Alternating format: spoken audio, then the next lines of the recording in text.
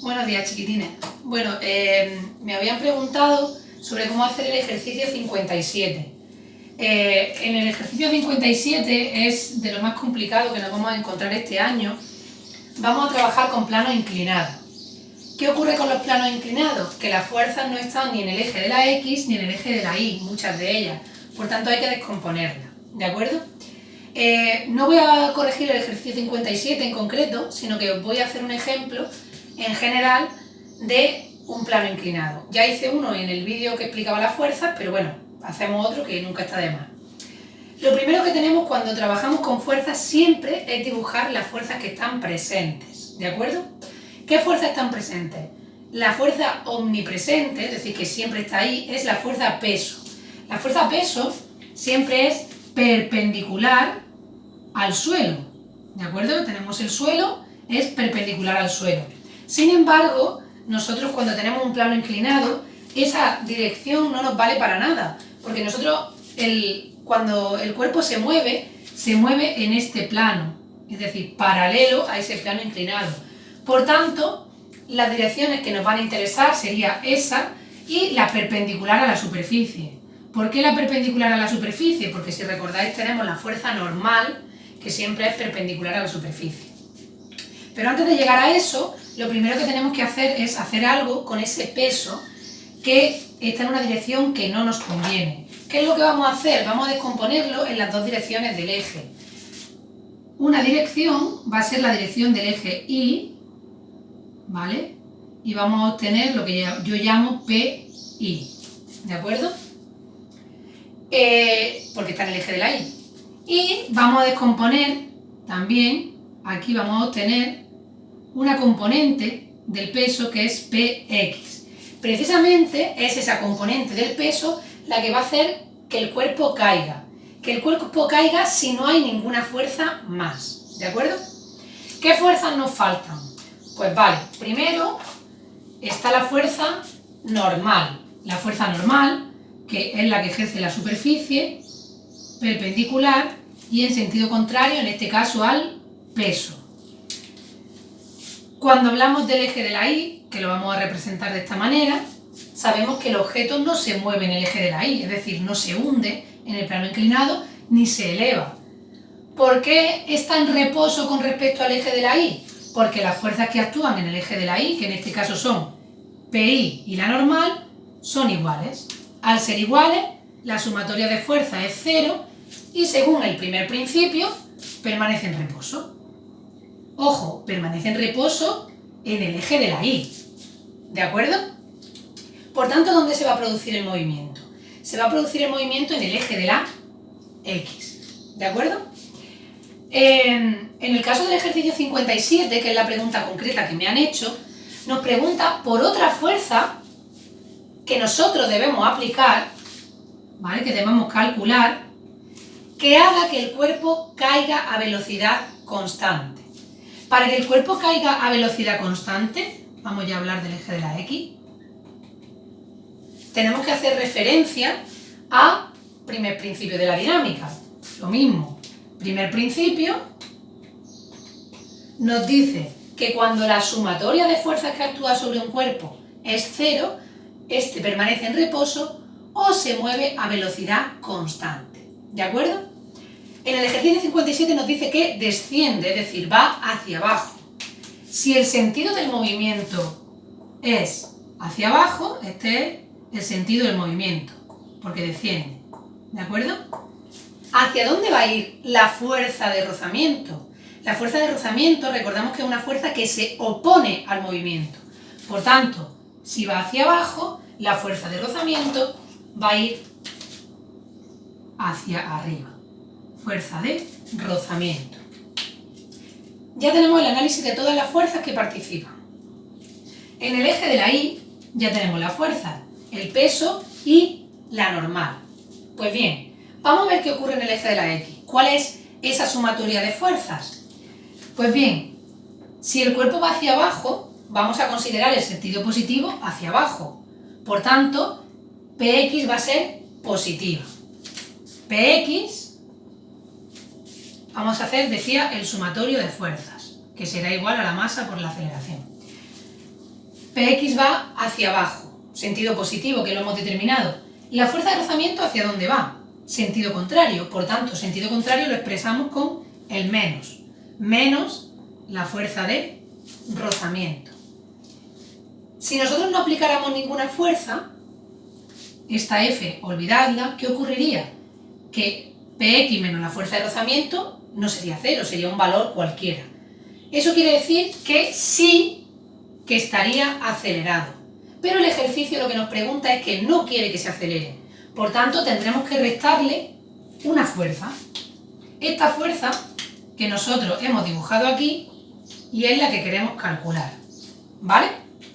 Como hemos dicho, para que baje a velocidad constante, el primer principio me dice que la sumatoria de fuerzas sea cero. Por tanto, aquí tengo mi ecuación. ¿De acuerdo? El peso en X menos la fuerza de rozamiento menos esta fuerza, que es la que yo quiero calcular, me tiene que dar 0. Por tanto, ya puedo despejar el valor de esa fuerza.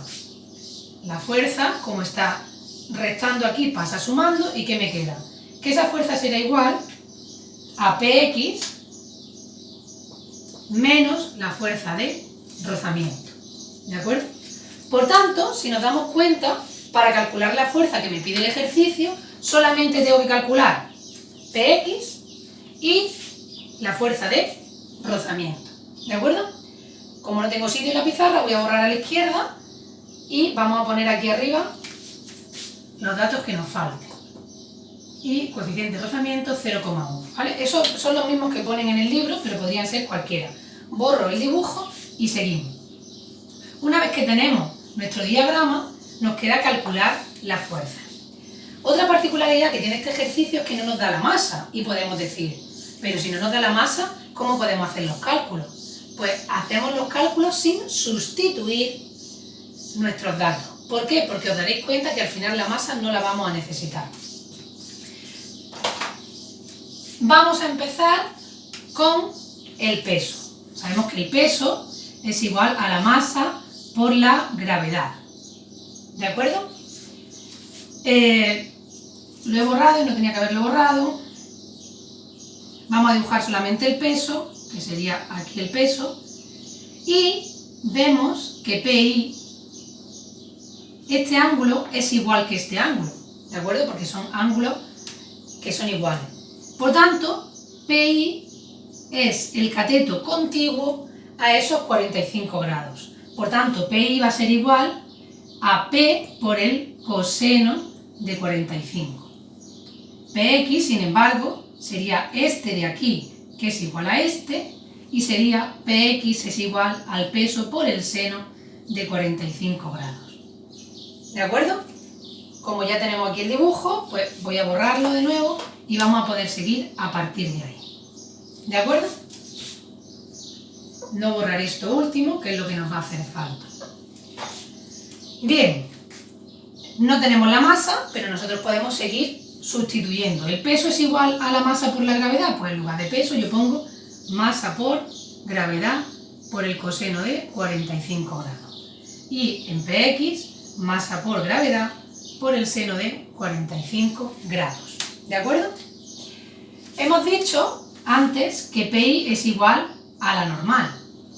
Por tanto, la normal será igual a masa por gravedad por el coseno de 45 grados. Y por último, nos falta la fuerza de rozamiento, porque recordad que necesitamos Px y la fuerza de rozamiento. La fuerza de rozamiento es el coeficiente de rozamiento por la normal, o lo que es lo mismo, el coeficiente de rozamiento por la masa por la gravedad por el coseno de 45 grados. Nos podemos asustar un poco, pero si os dais cuenta, si lo vamos haciendo poco a poco no hay ningún problema. Cuando acabe os daré también un truco para facilitarlo. ¿De acuerdo? Bien, pues vamos a aplicar nuestra fórmula. ¿Yo qué quiero? Mi fuerza será igual a Px, que la tengo aquí, pues lo voy a escribir, m por g por el seno de 45 grados. Y lo voy a poner entre paréntesis para que lo veamos mejor. Menos la fuerza de rozamiento. ¿De acuerdo? Que la fuerza de rozamiento será, voy a borrar aquí, m por g por el coseno, perdón, se me ha olvidado mu por m por g por el coseno de 45 grados. ¿De acuerdo? Bien, si os dais cuenta, tenemos una recta y tenemos m y g factor común. ¿De acuerdo?